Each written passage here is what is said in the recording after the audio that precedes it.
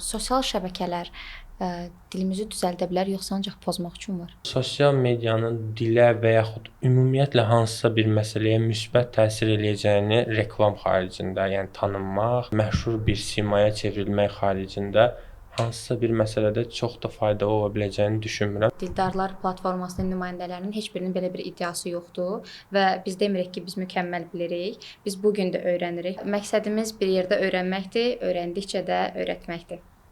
Blogerlər və influencerlər qətiyyən belə düşünmürlər ki, öz dilimizdə normal, düzgün danışmalıyıq. Axı siz üzdə gözdə olan insanlarsınız da, yəni müəyyən qədər. Bu baxımdan səncə sən biraz diqqətli olmalı deyilsənmi? Blogerlərin, influencerların buna və ümumiyyətlə ciddi mövzulara heç bir şəkildə diqqət eləmədiyini düşünürəm. Blogerlər tərəfdən baxanda bəzi insanların fikri tamam fərqli olur. Deyir ki, mən rusca danışmalıyam ki, mənim məhsulumdan ruslar daha çox istifadə edir və yaxud rus dilli kütlə daha çox istifadə edir.